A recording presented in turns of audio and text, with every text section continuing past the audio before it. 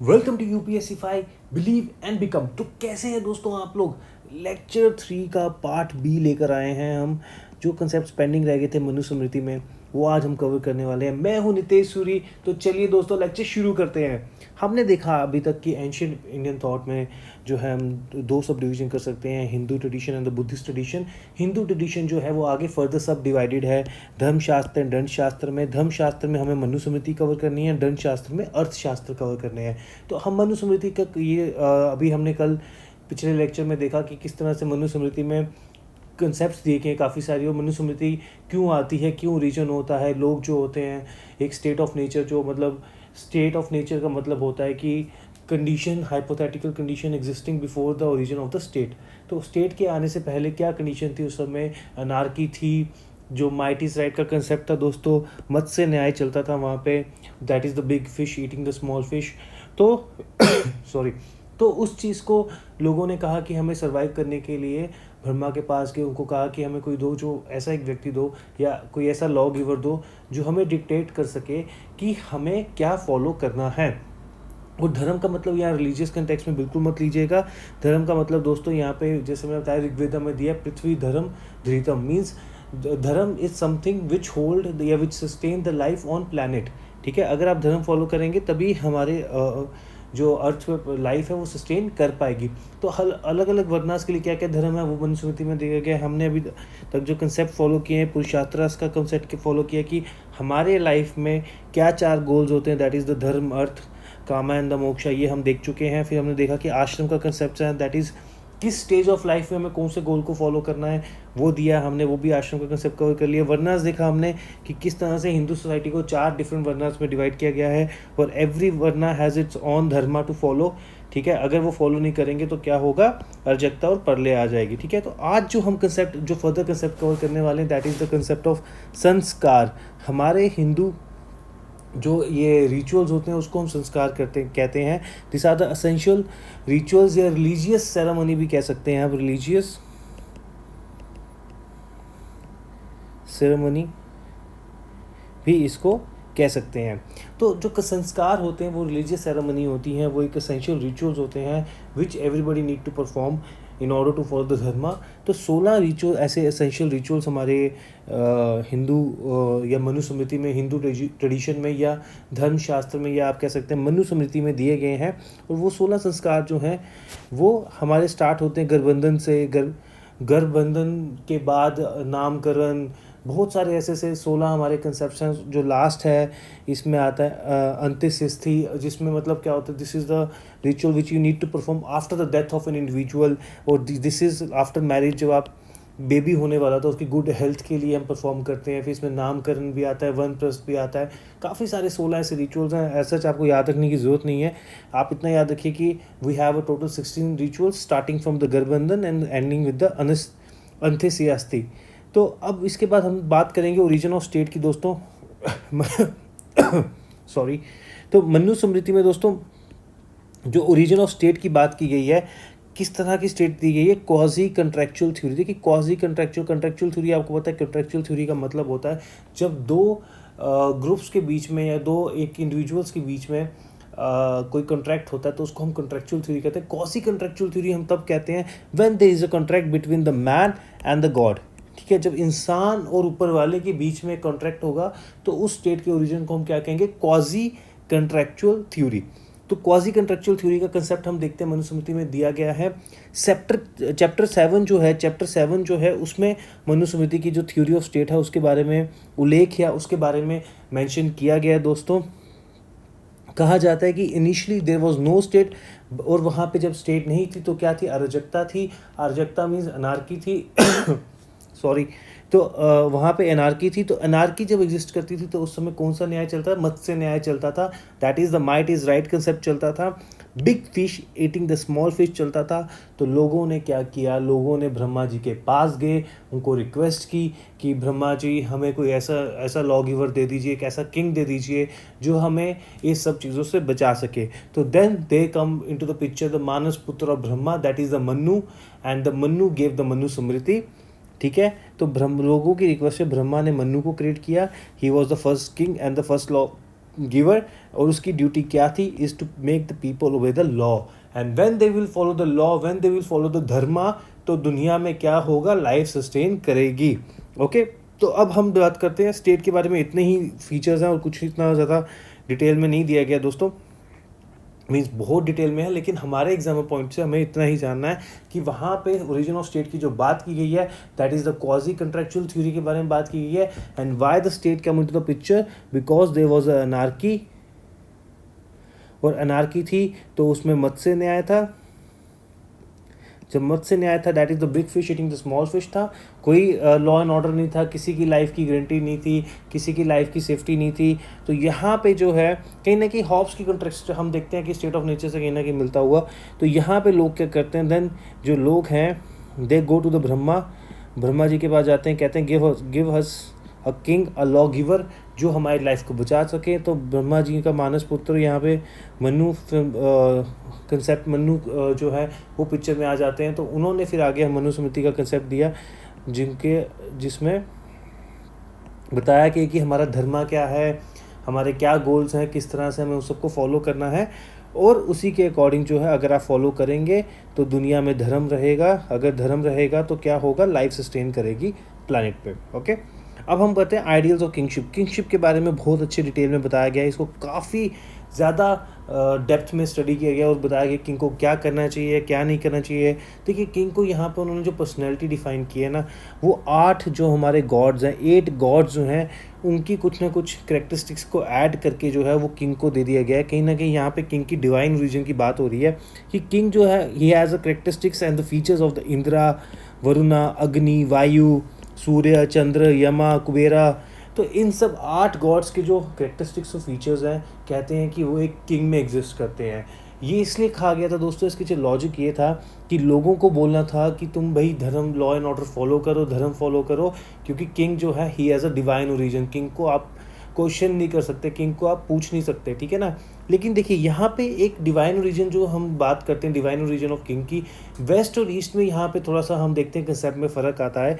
जब हम बात करते हैं दोस्तों किंग, जो डिवाइन ओरिजिन ऑफ किंग की ईस्ट वेस्ट में बात करेंगे, पहले वेस्ट की बात करते हैं। जब हम वेस्ट की बात करते हैं तो किंग की जो डिवाइन पर्सनैलिटी थी, उसका डिवाइन राइट्स भी थी, मतलब आप उसको क्वेश्चन नहीं कर सकते थे। अगर आप बात करें जैसे कि हम देखते हैं कि डिवाइन ओरिजिन, जैसे हमने हॉब्स को देखा कि एब्सोल्यूट सोवरेनिटी की बात करता है, कि मतलब आप किंग को क्वेश्चन नहीं कर सकते, ठीक है ना, एक्सेप्ट राइट टू लाइफ के लिए।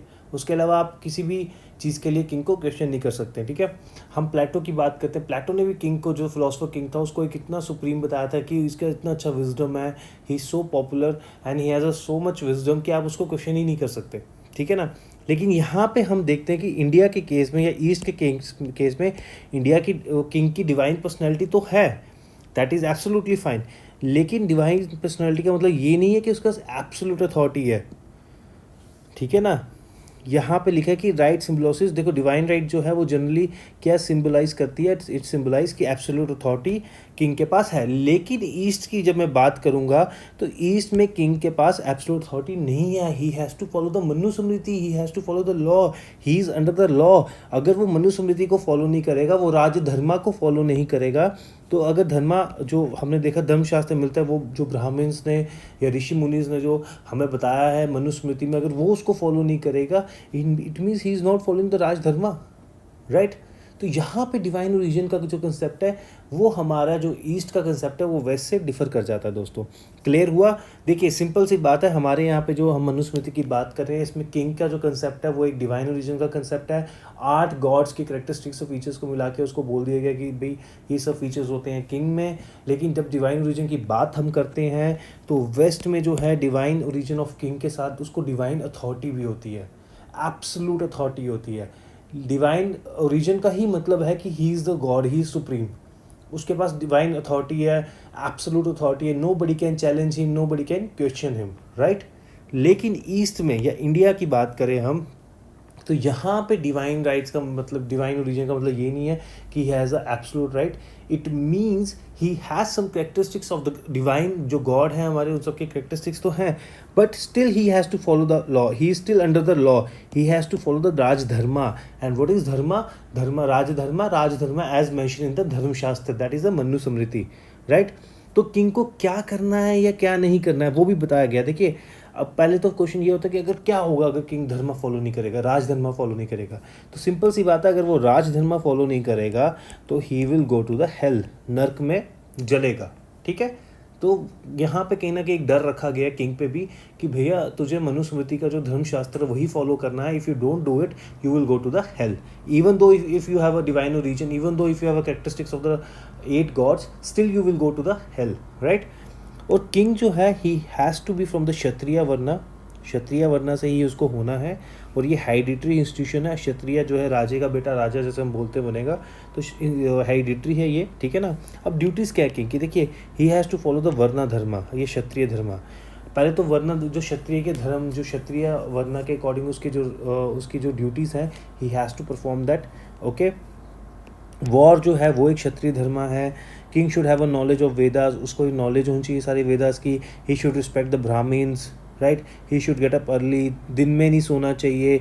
पब्लिक यूटिलिटीज उसको बनानी चाहिए। He should take care of the orphans जो हैं, डेस्टिट्यूट्स जो हैं, तो उन सब का ध्यान रखना चाहिए। He should help people to achieve that जो हमने 4 पुरुषत्रास पढ़े थे, उन चारों को लोगों को हेल्प करनी चाहिए कि वो अचीव कर सकें। तो मैं यहाँ पे आपको एक क्षत्रिय धर्मा बता रहा हूँ, जो एक किंग की राइट्स, जो राज्य धर्मा है और ये क्षत्रिय धर्मा है, वो बता रहा हूँ आपको मैं कि किंग की क्या ड्यूटीज़ होनी चाहिए, बहुत डिटेल में बताया। जैसे द प्रिंस में हम देखते हैं कि Machiavelli has explained very beautifully like what king should do and what king should not do, right. In the same manner in the Manusmriti, हम मनुस्मृति में देखते हैं उसी तरह से मनुस्मृति में काफ़ी डिटेल में बताया गया है कि हमें क्या किंग को करना चाहिए। यह किंग जो है वो क्षत्रिय वर्ण का होना चाहिए और उसकी क्षत्रिय धर्म क्या है, दैट इज़ वॉर उसका एक धर्म है। वेदास की नॉलेज होनी चाहिए, ब्राह्मण्स को रिस्पेक्ट करना चाहिए। He should get up early in the morning, he should not sleep in the day time. Public utilities construct करनी चाहिए, ऑर्फन्स का ध्यान रखना चाहिए, और लोगों को जो उसके 4 गोल्स ऑफ लाइफ हैं उनको अचीव करने में उसको हेल्प करनी चाहिए। रक्षक एंड पालन means he has to provide them the safety as well as the food and the basic necessities जो हैं लोगों को, वो किंग की रिस्पॉन्सिबिलिटी अपनी प्रजा को, अपने सब्जेक्ट्स को, अपने सिटीजन्स को, अपने लोगों को देने की, right. And king should administer punishment according to the shastras, मतलब जैसे धर्मशास्त्रास में आपके बताया गया है कि कौन से वर्ण को कौन सी पनिशमेंट मिलनी चाहिए किस क्राइम के लिए, वही उसको फॉलो करनी चाहिए, ठीक है। देखिए, मनुस्मृति जो है बड़ी कंट्रोवर्शियल बुक, मैंने बताया आपको। B.R. अम्बेडकर जी ने इसको अपोज किया है अपनी, उन्होंने एनिहिलेशन ऑफ कास्ट में बुक में लिखा है कि one should put the dynamite on it, right. तो एंटी फेमिनिस्ट जो है इसको कंसीडर किया जाता है। एक्चुअली इसमें प्रॉब्लम क्या है कि इक्वलिटी बिफोर लॉ का कंसेप्ट इसमें हम देखते नहीं है। जो लोअर वर्ण है उसको ज़्यादा पनिशमेंट मिलती है for the same offence in comparison to the those who are from the upper caste and perform the same crime, ठीक है। तो अगर आप लोअर वर्ण के आप एक क्राइम कमिट करते हो और एक दूसरा बंदा है जो एक हायर वर्ण का है, जो अपर कास्ट का है, और वो क्राइम सेम कमिट करता है, तो दोनों को पनिशमेंट सेम नहीं मिलेगी। तो there is a no concept of equality before law, right. तो मनुस्मृति जो है वो टैक्सेशन में बहुत उसने बताया कि किस तरह से टैक्सेशन होनी चाहिए, राइट। अब जो प्रिंसिपल टैक्सेशन है वो डायरेक्टली प्रोपोर्शन है फर्टिलिटी ऑफ लैंड को, कितनी फर्टाइल है लैंड उसके अकॉर्डिंग आप टैक्सेशन करेंगे। अगर लैंड बहुत फर्टाइल है तो किंग को 1/6 ऑफ द शेयर जाएगा, अगर थोड़ी कम फर्टाइल है तो 1/8 जाएगा, अगर लीस्ट फर्टाइल है तो दोस्तों 1/10 जाएगा, ठीक है। तो ये टैक्सेशन भी बड़े दिया है यहाँ पे डिटेल में। और ये भी यहाँ तक कि इन्होंने ये भी कहा है कि जो बाकी प्रोडक्ट्स हैं, बाकी जो हमारे प्रोडक्ट्स हैं, उससे भी हमें जो है 1/6 जो है milk, honey, meat, butter, other trading commodities जो हैं वो किंग को as a part of a like उसका जो टैक्सेशन जो है as a part of the taxation king के पास जानी चाहिए, ठीक है। अब जो हमने देखा कि इक्वलिटी ऑफ लॉ का कंसेप्ट नहीं मनुस्मृति में, उसी तरह जो है वुमेन को जो है इन्फीरियर कंसीडर किया है, तभी एंटी फेमिनिस्ट को माना जाता है। The women having given the inferior status to the like provided, I mean उनको एक मैन के कंपैरिजन में इन्फीरियर माना जाता है, चाहे फिजिकली हो चाहे मेंटली हो। उनको कहा गया है कि they should always be kept under the supervision of man, they should be consider as a man's responsibility and their action to be guided या गार्डेड ऑलवेज। तो उनको हमेशा एक इंसान लड़के के साथ या मैन के साथ रहना है, और इंसान उसी लड़के की या उसी मर्द की एक रिस्पॉन्सिबिलिटी कि उसको बचा के रखना सोसाइटी में। सुपरविजन ऑफ मैन के सुपरविजन में हमेशा एक औरत होनी चाहिए। तो कहीं ना कहीं एक इन्फीरियर स्टेटस दे दिया गया है। एंटी फेमिनिस्ट कंसेप्ट में बताता जो आपको है ठीक है। तो दोस्तों कंक्लूजन की बात करूँ, it is consider as one of the most controversial book, but still despite all the critics दोस्तों, Manusmriti remain the major text which define the Hindu personal law. अभी भी हमारे जो संस्कार की बात करें, जो हम क्या कहते हैं वर्ना सिस्टम की बात करें, स्टिल हमारे मेजर जो अभी भी लॉज, जो हिंदू पर्सनल लॉज हैं, वो कहीं ना कहीं मनुस्मृति से ही ड्राइव हैं। देखिए among the admirers of the Manusmriti जो हम देखते हैं कि एडमायर जो सबसे ज़्यादा करते हैं डॉक्टर एस राधाकृष्णन जो थे, वो इसको बहुत एडमायर करते थे। लेकिन जो क्रिटिक थे इसके सबसे बड़े वो थे बी आर अम्बेडकर। उन्होंने तो अपनी बुक एनिलेशन ऑफ कास्ट में कहा था कि अनटचेबल्स को कि डायनामाइट या वेदास और मनुस्मृति के ऊपर डायनामाइट रख दो, आप उड़ा दो इसको। और also criticise by the feminist, right, anti feminist consider किया जाता है इस बुक को, but still it despite all the criticism it remain the main text which define the Hindu personal laws. तो कैसा लगा दोस्तों कमेंट में ज़रूर बताइएगा। प्लीज़ फॉलो करिए, लाइक करिए, इंस्टा पे फॉलो करिए हमारे को। If you have any doubts you can